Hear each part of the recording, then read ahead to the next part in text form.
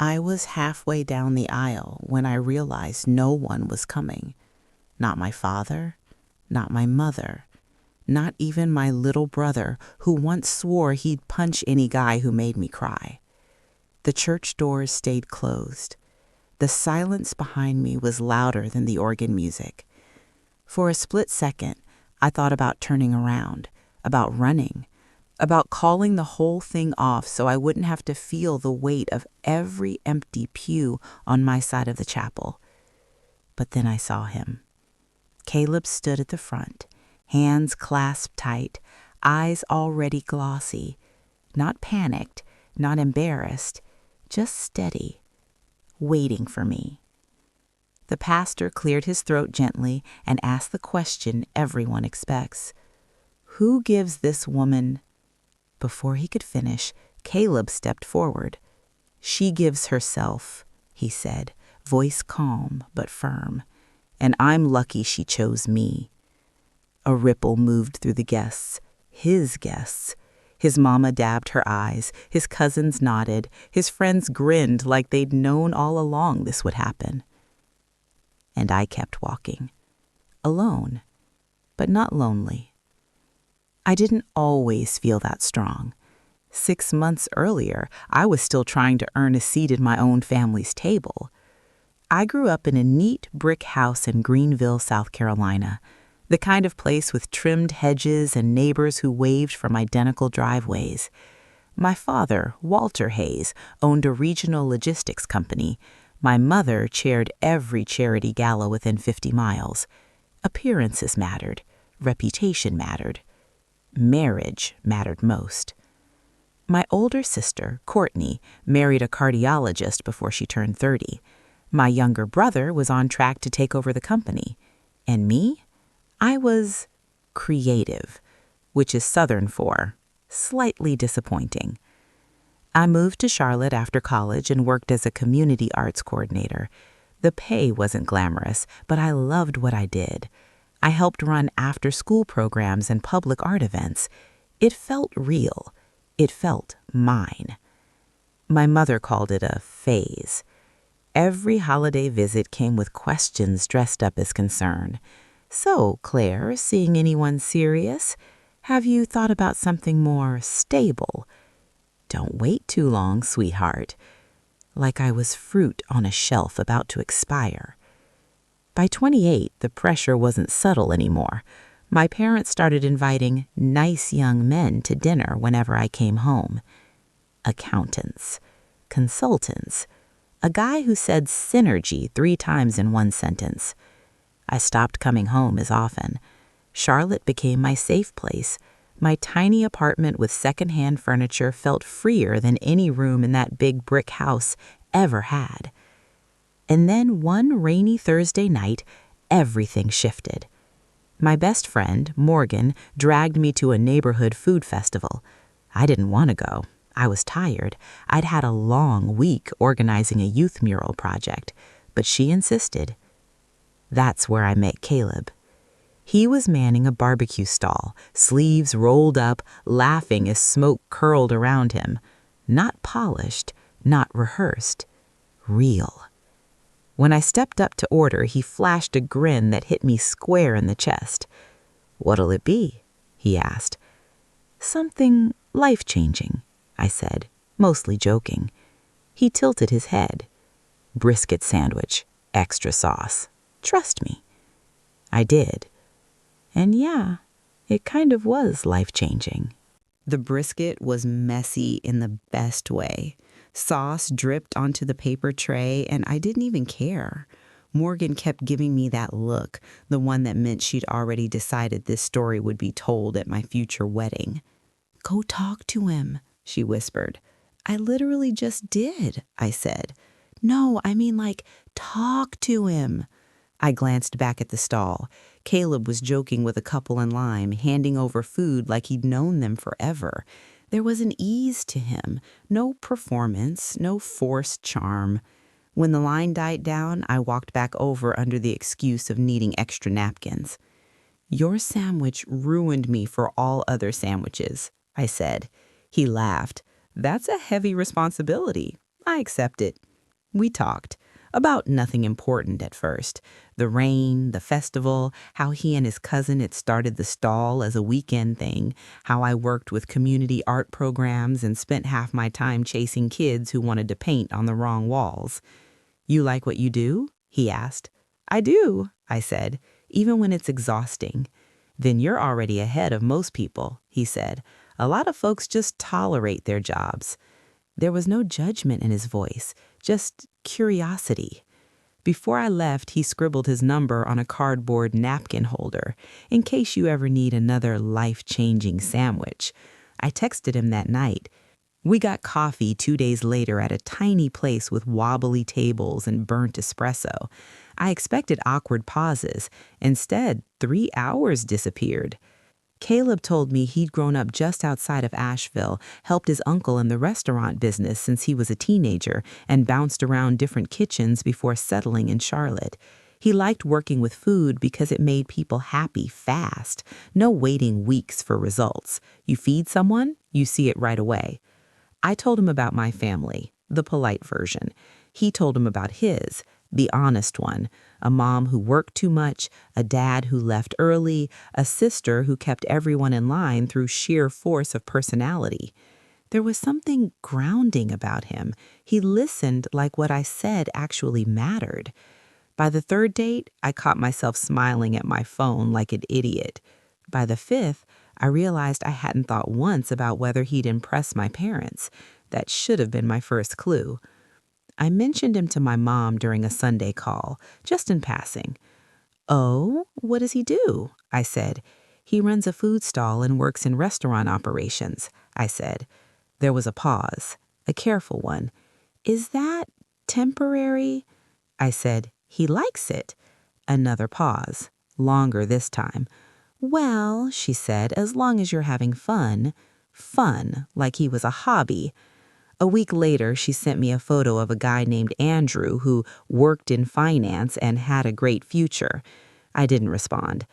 When I finally told my parents I was serious about Caleb, the questions came fast and sharp. Plans, stability, long-term prospects. I defended him, calmly at first, then with heat. My dad said, "We just don't want you settling." I didn't know how to explain that for the first time in my life, I felt like I wasn't. The first time Caleb met my family, I made the mistake of thinking things might go smoothly. It was Courtney's birthday dinner, a reservation at one of those places where the menu doesn't have prices and the waiters call everyone sir and ma'am like they're in a period drama. Caleb bought flowers for my mom and a bottle of wine he'd asked 3 different people about before choosing. He even Googled my dad's company on the drive over so he'd have something to talk about. I should have known that wouldn't matter. My parents were polite, the kind of polite that feels like standing in a room where the windows are painted shut. Smiles that don't quite reach the eyes, questions that sound friendly but land like inspections. "So, Caleb," my dad said over appetizers, "where do you see yourself in 5 years?" Caleb didn't dodge it. "Hopefully running a few more locations and mentoring younger managers, building something steady." "Locations?" my mom repeated. "Of restaurants," he said, still smiling. "Food concepts, hospitality projects." Courtney's husband jumped in with a story about his latest promotion before the silence could get awkward. Courtney nodded along like she was watching a tennis match. I felt my shoulders tightening the whole meal. They talked around Caleb instead of to him. When they did ask him something, it was usually about money without using the word money. "How competitive is that industry? Is it stable? Do you get benefits?" He answered everything honestly. No bravado, no pretending he was something he wasn't. That, apparently, was the problem. On the drive back to Charlotte, I apologized. He squeezed my hand and said, "They're just worried about you." "They're worried about appearances," I said. A few weeks later, he asked me to move in with him.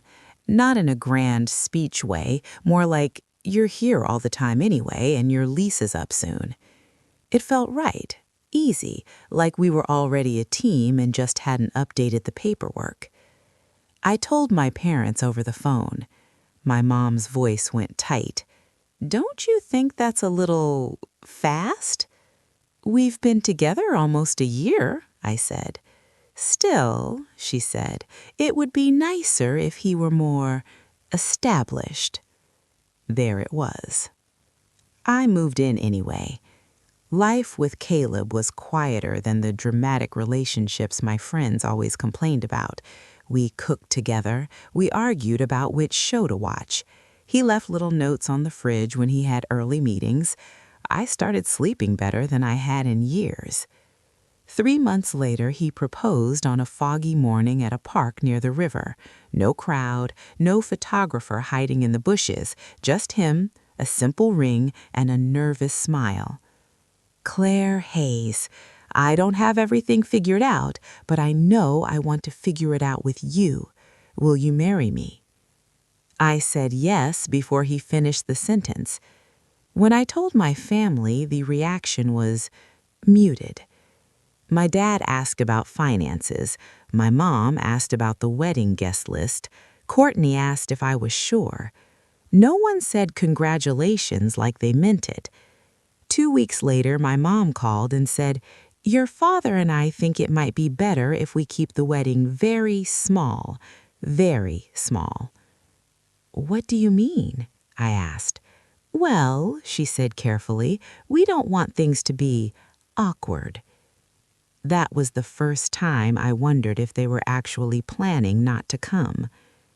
I didn't know yet how right that fear was.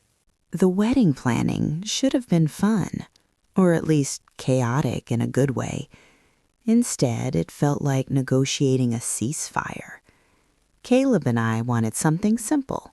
A small church near his mom's place, a backyard-style reception with good food and music that didn't require a dress code explanation. My parents wanted control. They sent venue suggestions that looked like museums. They asked about guest lists like they were drafting a seating chart for a political summit. My mom kept saying things like, "You'll thank me later," whenever I pushed back. One afternoon, she called and said, "We need to talk about optics." I almost laughed. Almost. "What does that mean?" I asked. "It just means," she said, "that mixing social circles can be tricky. We don't want anyone to feel uncomfortable." I heard the translation loud and clear. They were embarrassed, not of me, of him. When I told Caleb, he didn't get angry. He just went quiet in that way he did when he was thinking too hard. "Do you want to postpone?" he asked gently. "Give them time?" "No," I said. "I'm not waiting for permission to live my life." 2 weeks before the wedding, I called my parents to confirm travel details, hotels, timing, whether my dad was still planning to walk me down the aisle. My mom answered like everything was normal. "Oh, honey," she said, "we've been meaning to talk to you about that." My stomach dropped. "Your father's schedule is really packed right now, and Courtney has a conference, and your brother has a thing with work. It's just terrible timing." "It's my wedding," I said. "I know," she replied, like that made it easier. "But we've talked about our concerns. We don't feel comfortable celebrating something we think you'll regret." I couldn't speak. "What about walking me down the aisle?" I asked finally. There was a pause. Then my dad took the phone. "If no one else is going, it doesn't make sense for me to drive all that way alone. You understand." No, I didn't. That night, I cried until my chest hurt. Caleb held me and didn't try to fix it with words. "We can cancel," he said softly, "or elope, or do whatever you need." "No," I said again. "I'm not letting them decide this." The day of the wedding, I stood in a small room behind the church, staring at my reflection. My phone stayed silent.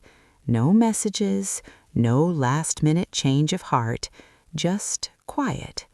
When the music started, I took a breath and walked. Every step felt like shedding something heavy. And when Caleb said, "She gives herself," something inside me finally clicked into place. I wasn't being abandoned. I was choosing myself. The reception was warm and loud and full of people who actually wanted to be there. His mom hugged me like I'd always been hers. His friends danced like nobody was watching. For a few hours, I forgot about the empty side of the aisle. We left for a short honeymoon by the coast. Cheap hotel, long walks, fried food eaten out of paper baskets. It was perfect. When we got back, my phone started ringing. My mom, my dad, Courtney. Texts, voicemails, missed calls. The tone was different now. Urgent, almost nervous. I didn't know yet what had changed, only that something had. I let the phone ring itself tired. Then I turned it face down on the kitchen counter and focused on unpacking seashells and wrinkled clothes like nothing in the world had shifted. Caleb watched me with that quiet, curious look. "You gonna listen to him?" "Eventually," I said. "I just want one normal day first." He nodded. "Fair." By the end of the week, curiosity won. I played my mom's first voicemail. "Claire, sweetheart, call me back as soon as you get this. It's important. We need to talk." The second one was more frantic. The third had my full name in it, which she only used when she was panicking or furious. I called my dad. He answered on the first ring. Thank God. "Hi, Dad," I said carefully. "Do you have any idea what you married into?" he asked, skipping every form of hello. I blinked. "I married Caleb." "Yes, but do you know who his family is? What they own?" I looked at Caleb, who was making coffee like this was the most boring morning in the world. "What are you talking about?"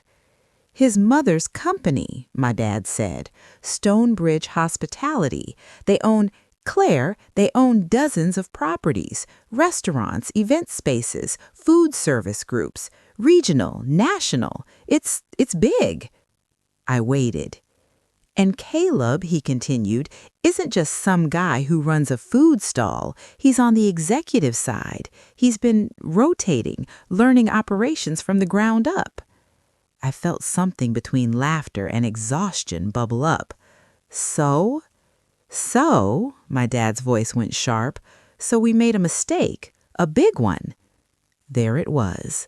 Not "we hurt you," not "we were wrong about him," just miscalculated.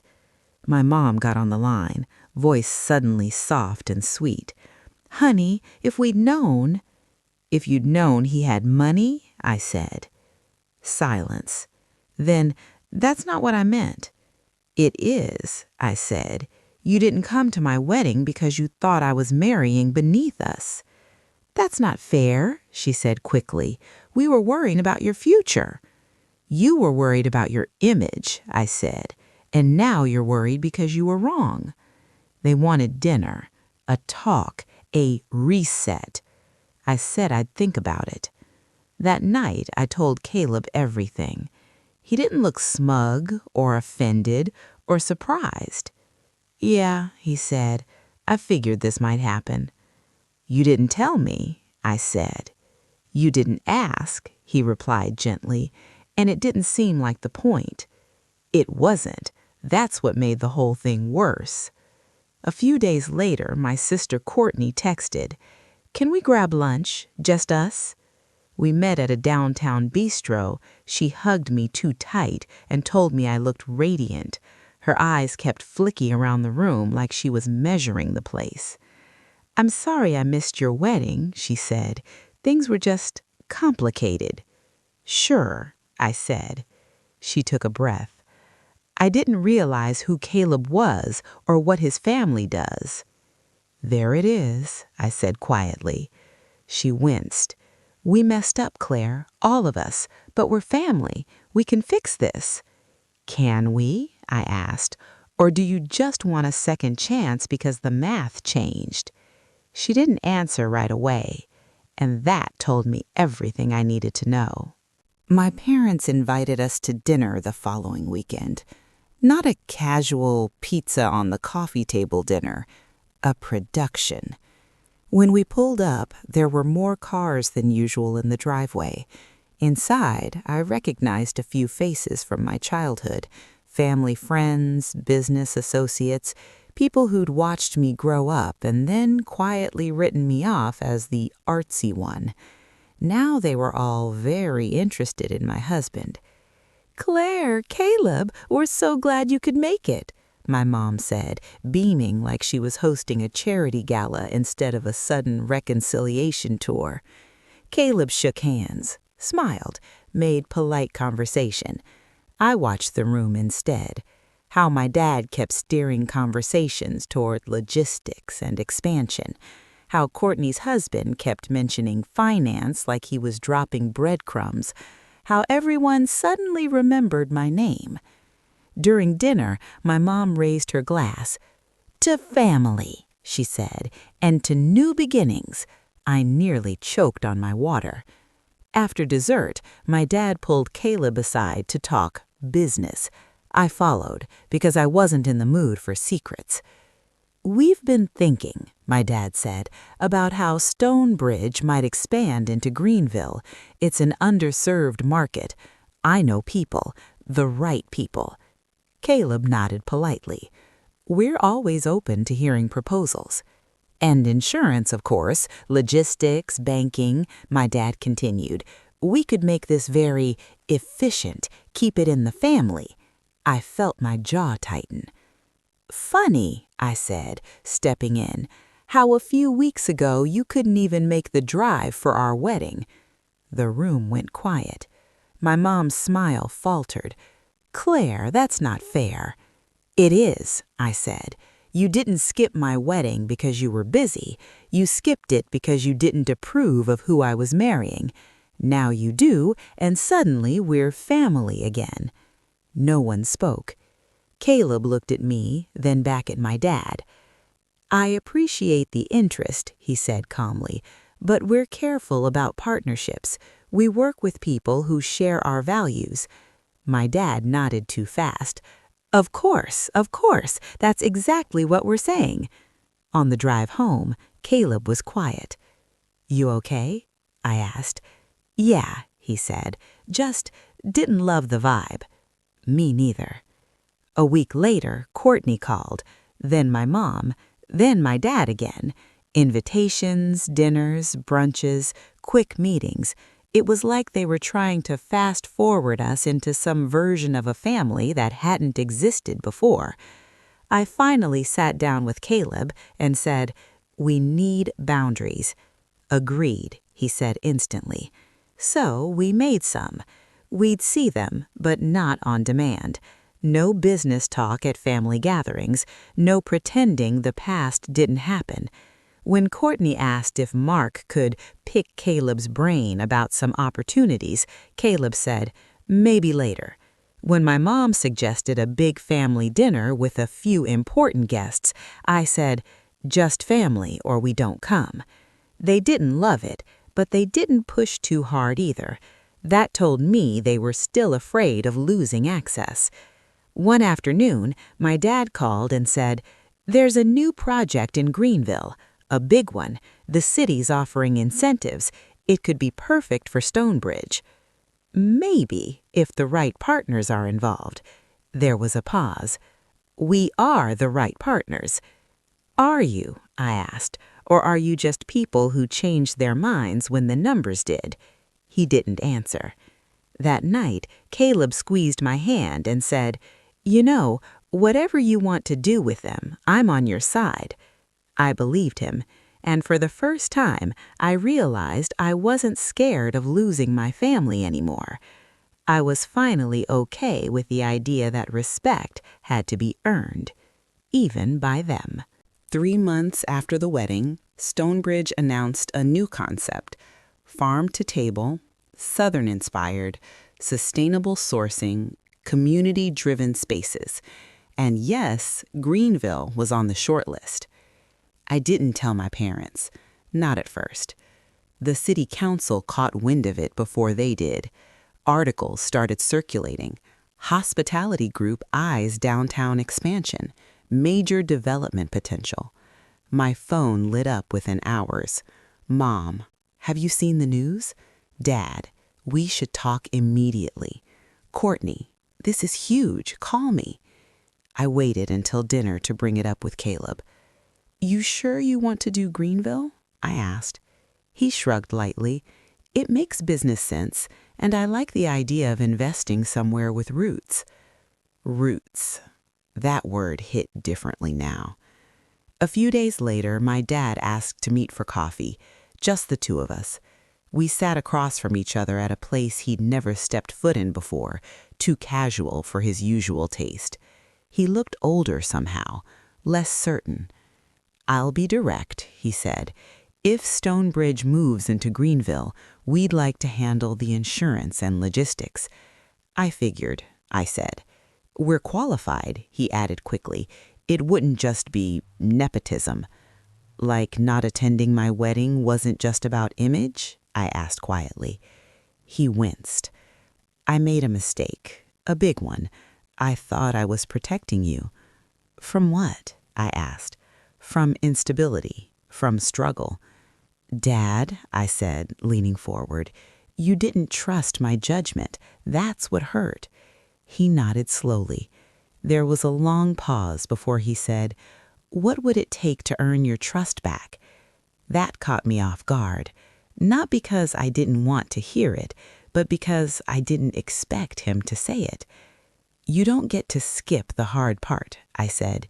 You don't get to jump straight to business deals and pretend everything's fixed. He sighed. What's the hard part? I said.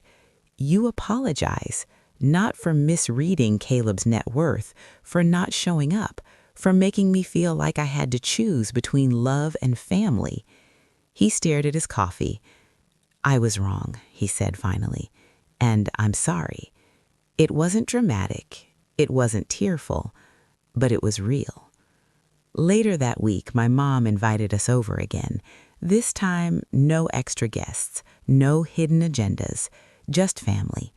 Dinner was awkward at first, like everyone was afraid to step on a landmine. Then, halfway through dessert, my mom put her fork down.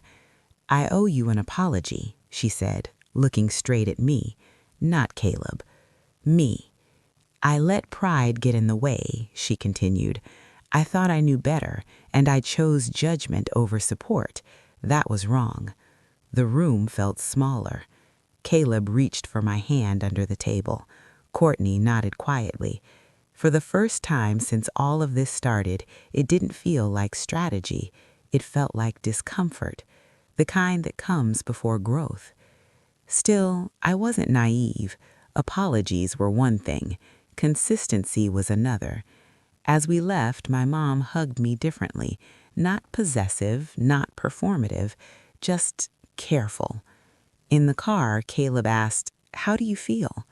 I said, like something shifted. Good shift? I said, maybe, but I'm not handing out trust like party favors. He smiled. Fair. The Greenville project moved forward. Proposals, bids, meetings. My dad's company submitted theirs, officially, competing with others, no shortcuts. And for the first time in my life, my family wasn't assuming they had a front row seat to my future.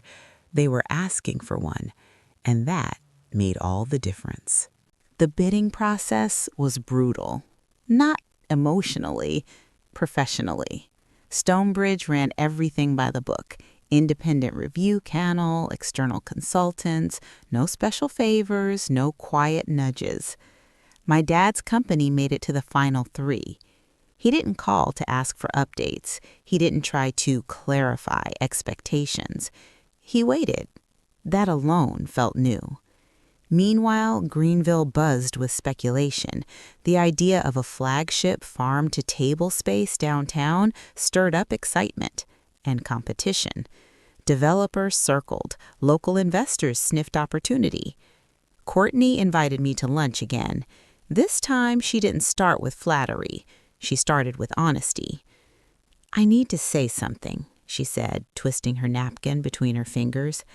"When you first started dating Caleb, I was embarrassed." "I know," I said. "I thought you were sabotaging yourself, like you were throwing away everything we were raised to build. And now? Now I think maybe you were brave." That one landed. "Brave how?" I asked. "You didn't compromise," she said. "You chose someone because he made you happy, not because he looked good on paper." She laughed softly. "I'm not even sure I did that." I studied her face. There was something tired there, something unspoken. "Are you okay?" I asked. She hesitated. "Mark and I are fine. We're stable." Stable. I recognized that word. It was the one my parents loved most. "I'm glad you're happy," I said carefully. She didn't respond. Back in Charlotte, Caleb was deep in planning meetings, blueprints, supply chain talks, local farmer contracts. One night he came home later than usual and collapsed onto the couch beside me. "You ever feel like everyone's watching?" he asked. "They are," I said. "Not just Greenville, your family." I turned toward him. "Nervous?" "No," he said, "just aware." "Of what?" "That if this goes well, they'll say they believed in you all along. And if it doesn't, they'll say they were right." The honesty in that stung. "They don't get to define your success," I said. "Or yours," he replied. 2 weeks later, the decision came in. Stonebridge chose its partners for Greenville. My dad's company won the insurance contract. Not because of me, because their proposal was solid, competitive, smart. He called me that evening. "I won't pretend I'm not relieved," he said. "You earned it," I replied. There was a pause. "I almost didn't," he admitted. "I almost expected you to push it through."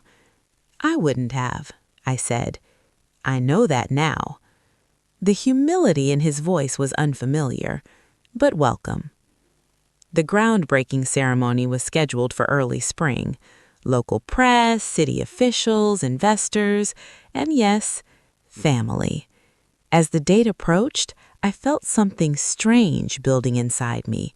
Not anger, not resentment, something softer, caution mixed with hope. The night before the ceremony, my mom called. "Claire," she said quietly, "I want to walk in with you tomorrow." "Walk in?"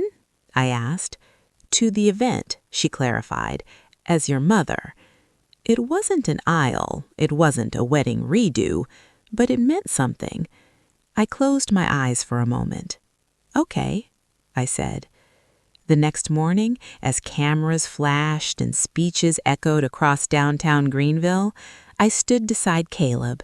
My parents sat in the front row, present, not perfect, but present.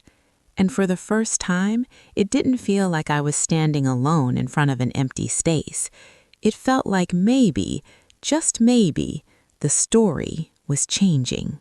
Construction always looks messier than the finished dream. Every week, Caleb came home with dust on his shoes and blueprints under his arm. There were delays, supply issues, a minor argument over reclaimed wood versus polished concrete that somehow turned into a 3-hour meeting. Greenville watched closely. So did my family. My dad started sending articles about local business trends. Not advice, not pressure, just information. My mom asked how I was sleeping, if I was eating enough, if I was stressed. Courtney sent photos of color palettes with the caption, "No pressure, just thought of you." It was subtle, but it was different. One afternoon, I drove down to Greenville to check on the site with Caleb. We stood inside what would eventually be the main dining room, sunlight cutting through open beams. "I can see it," I said. "People here, talking, laughing." "That's the goal," he said. "Places should feel alive." As we were leaving, we ran into Mark. My brother-in-law looked nervous. "Hey," he said, "didn't know you'd be here today." "We come sometimes," Caleb said easily. Mark nodded. "I just wanted to say I'm glad this is happening. The city needs it." "Thanks," I said. There was a pause. Then he added, "And, I'm sorry for how things were before." It wasn't a speech, but it was something. A few weeks later, Courtney invited me over without telling anyone else. Just us. No parents, no husbands. We sat on her back porch with iced tea like we were teenagers again. "Do you ever wonder," she said, staring at her glass, "who you'd be if we hadn't grown up the way we did?" "All the time," I said. She laughed quietly. "I spent years trying to win a game I didn't even choose to play." I didn't say it, but I knew exactly what she meant. The opening date was set. Press releases went out, invitations followed. My mom asked if I wanted her help with anything. I said no, but thanked her for asking. My dad asked Caleb if he wanted to review a final insurance detail. Caleb said yes, and meant it. On opening night, the place was packed. Local officials, food writers, neighbors who'd been peeking through construction fences for months, and my family. They sat together, not front row, not center stage, just there. When Caleb gave a short speech about community and good food and building something that lasts, I watched my parents' faces. Not pride in the brand, pride in him, or maybe in us. Afterward, my mom hugged me and said, "You look happy." "I am," I said. She nodded, like she was finally letting that be enough. Later that night, after the crowd thinned and the lights dimmed, Caleb and I stood by the bar and breathed. "You okay?" he asked. "Yeah," I said, "just processing." "Good or bad?" "Good. Complicated, but good." My phone buzzed. A text from my dad. "I'm proud of you." Not of the restaurant, not of the success, of me. I stared at the screen longer than I needed to. Then I typed back, "Thank you." As we walked out into the warm southern night, Caleb squeezed my hand. "You know," he said, "no matter what they do from here, we're okay." "I know," I said, and for the first time, I really believed it. Success has a funny way of testing everyone. The Greenville location didn't just open well, it exploded. Reservations booked out weeks in advance. Food bloggers called it transformational. Local farmers praised the partnership model. Even national press picked it up. Stonebridge fast-tracked 2 more southern expansions. And that's when the shift happened. Not with my parents, with me. For years, I'd been fighting for approval. Then I'd been guarding my pride, watching every word, measuring every apology. Now, I was tired. One evening, about a month after opening night, Caleb and I hosted a small dinner at the restaurant. Just family, no press, no business partners. Halfway through the meal, my dad cleared his throat. "There's something I want to say," he began. The table went still. "I spent most of my life believing success looked a certain way," he said. "Title, stability, predictability." He glanced at Caleb. "I thought I was protecting Claire by steering her toward that." Caleb didn't interrupt. "I realize now," my dad continued, "that I was protecting myself, my comfort, My expectations. My mom reached for his hand. I missed my daughter's wedding because I was stubborn, he said plainly. That's something I'll regret for the rest of my life. The honesty in the room felt heavy. Courtney blinked hard. Mark stared at his plate. I can't undo it, my dad said, but I want you both to know I see what you've built, and I respect it. It wasn't dramatic. It wasn't theatrical. It was real. After dinner, as we walked outside, my mom stopped me by the doorway. I didn't just worry about status, she said softly. I worried about losing you. I looked at her. You didn't lose me, I said. You pushed me away. She nodded. I know. There was no defense left in her voice. Later that night, Caleb and I sat on our porch back in Charlotte, quiet. That felt different, he said. It did, I agreed. You believe them? I thought about it. I believe they're trying, I said, and that might be enough. A week later, something unexpected happened. Courtney showed up at my apartment alone. No makeup, no polished composure. I filed for separation, she said. I blinked. What? She nodded. I kept telling myself stability was enough, that checking the right boxes meant I'd eventually feel fulfilled. She let out a shaky laugh. Turns out that's not how that works. I pulled her into a hug without thinking. I'm scared, she admitted. I was too, I said. She pulled back. How did you do it? Choose something different.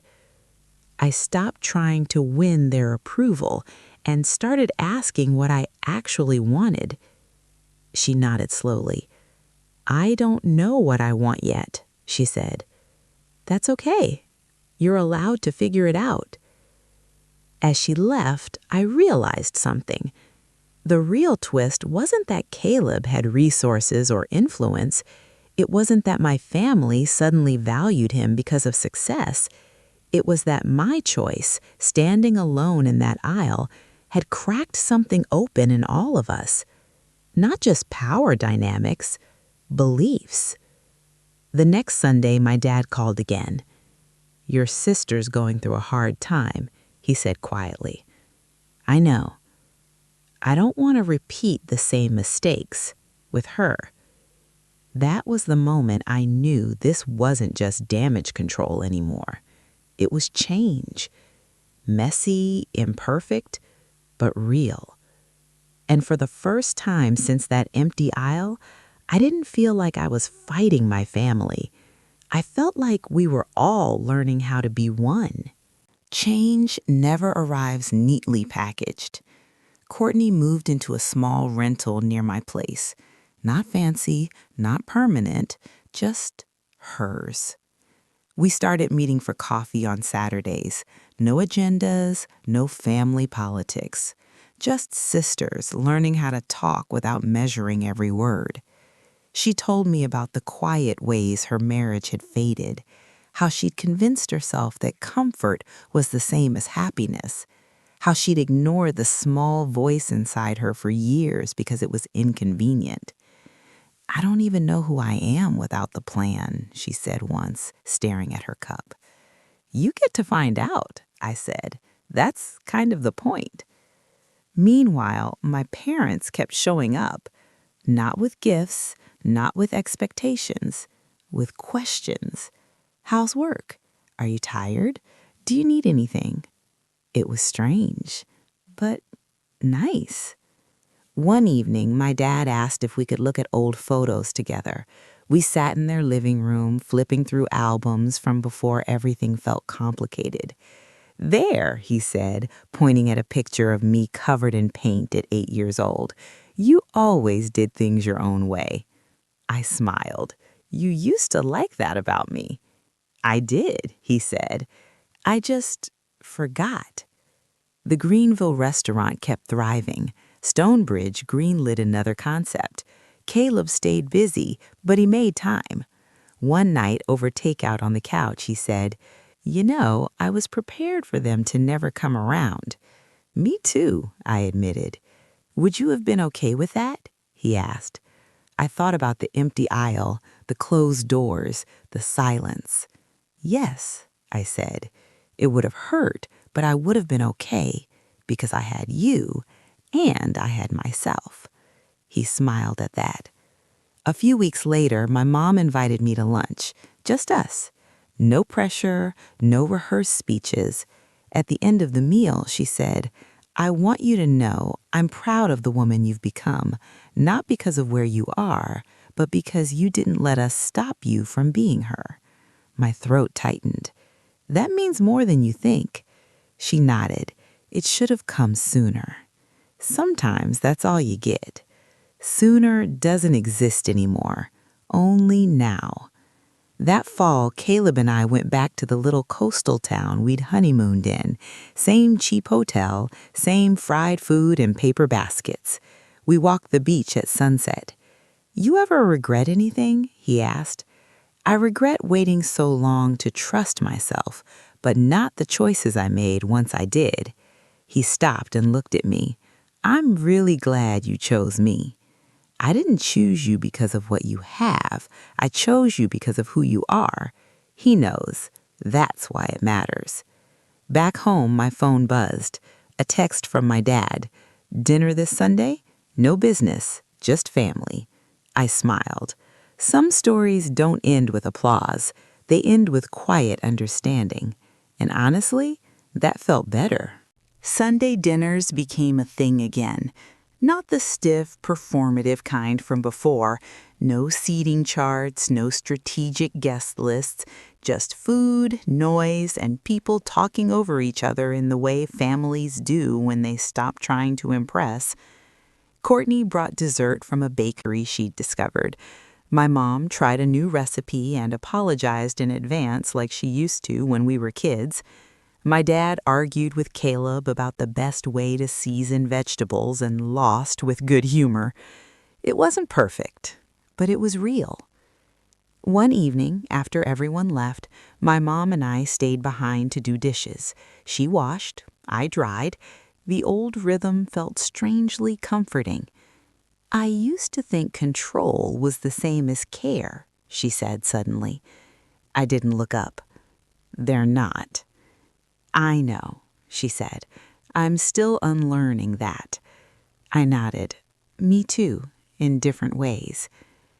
A few weeks later, Stonebridge announced another expansion, this time in a neighboring state. More press, more attention, more opportunities for my family to slip back into old patterns. They didn't. My dad congratulated Caleb without mentioning logistics. My mom asked if I was holding up okay. Courtney asked if I wanted help with anything unrelated to the business. Small things, but they mattered. One night, Caleb and I hosted a small dinner at our place, just close friends, a few people from the Greenville team. As everyone laughed in the living room, I watched from the kitchen doorway and felt something settle in my chest. This was my life, not the one my parents planned, not the one I'd been pushed toward, the one I chose. Later, after everyone left, Caleb wrapped his arms around me from behind. "You happy?" he asked. "Yeah," I said, in a quiet way. "Those are the best kinds," he said. A month later, my dad surprised me. He asked if I wanted to speak at a small local event about community programs and arts funding, something he was sponsoring through his company. "Why me?" I asked. "Because you care about it, and you're good at it. Not because it looked good, not because it checked a box, because it mattered to me." I said yes. Standing at that podium, talking about the same work I'd once been gently dismissed for, I saw my parents in the back row, listening, not judging, not calculating, just listening.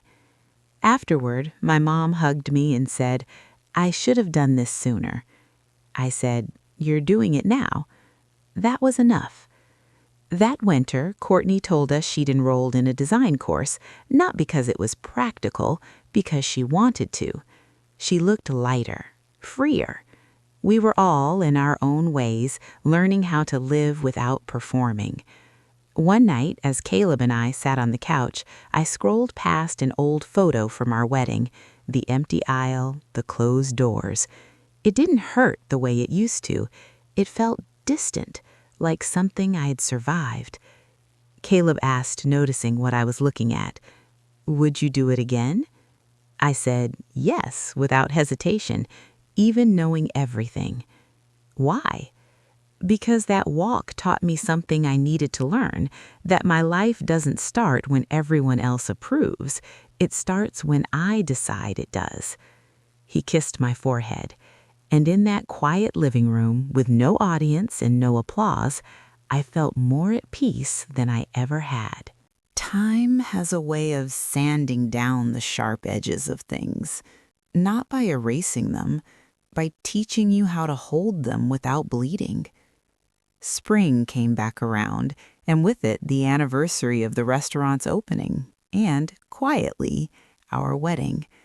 We didn't plan a big celebration, just a weekend away in the mountains. A cabin with creaky floors, bad cell service, and a porch that looked out over trees that didn't care about timelines or expectations.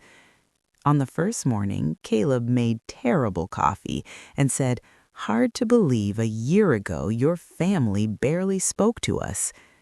"A lot can change in a year," I said. "Some things don't," he replied, smiling. We spent the days hiking, reading, not talking much, the good kind of quiet. On our last night, sitting by the fireplace, he asked, "Do you ever miss who you were before all this?" I thought about it. "I don't miss her," I said, "but I'm grateful to her. She got me here." Back home, life kept moving. Courtney finished her first design project and asked me to come see it.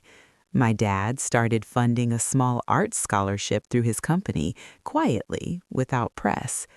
My mom volunteered at one of the community centers I worked with. None of them announced these changes. They just did them. One afternoon, my dad and I took a walk after dinner. "You know," he said, "I spent years thinking being a good father meant steering you away from risk." "And now?" I asked. "Now I think it means trusting you to know which risks are worth taking." I stopped walking for a second. "Thank you," I said. He nodded. "I should have said that sooner, too." There it was again. Sooner. We can't go back to sooner. We can only choose now. Later that month, I got an email from one of the kids in the arts program. She'd been accepted into a college she never thought she could afford. The scholarship helped. I forwarded it to my dad with a simple, "This mattered." He replied, "I'm glad." One evening, as Caleb and I cleaned up after dinner, I asked him, "Do you ever feel like this all could have gone very differently?" "All the time," he said, "but it didn't." "That empty aisle," I said softly, "sometimes I still see it." He came over and rested his forehead against mine. "I see you walking toward me." I smiled. That was the part that counted. We didn't fix everything. Families don't work like that. But we built something better than what we had. Something honest. Something chosen. And that felt like enough. Some endings don't come with fireworks. They come with quiet mornings and familiar coffee mugs and the sound of someone you love moving around the kitchen while you pretend to sleep a little longer. A year and a half after our wedding, I went back to that small church. Not for a ceremony, not for closure in the dramatic sense, just to sit. It was empty. Sunlight filtered through the same windows. The aisle looked shorter than I remembered. Or maybe I'd just grown.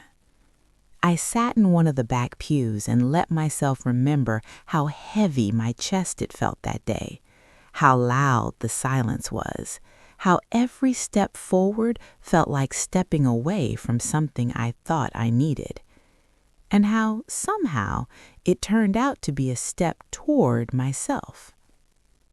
That afternoon, I met Caleb for lunch at a little place near our apartment. Nothing fancy, just good food and easy conversation. "You look thoughtful," he said.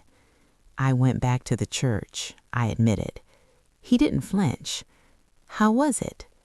"Quiet," I said, "in a good way." He smiled. "Want to talk about it?" "Not much to say," I replied. "Just realized I'm not angry anymore." At home that evening, my phone buzzed. A picture from my mom, she and my dad volunteering at the community center, both wearing paint-splattered t-shirts and very confused expressions. The caption read, "We're terrible at this, but we're trying." I laughed. Then I saved the photo. Later, Courtney called to tell me she'd landed her first small freelance project. She sounded nervous and excited and more like herself than I'd heard in years. "I'm proud of you," I said. "Funny," she replied.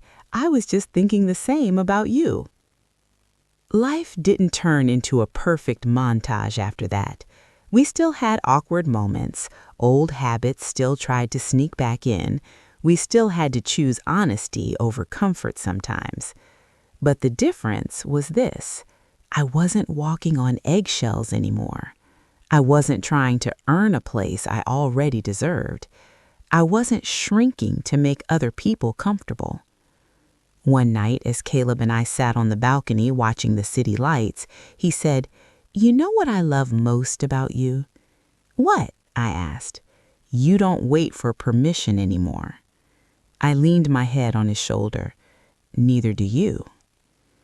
We sat there in comfortable silence, and I thought about that girl at the start of this story, the one standing in a quiet hallway, checking her phone, hoping someone would change their mind. I wished I could go back and tell her this: you're not being left behind, you're being redirected.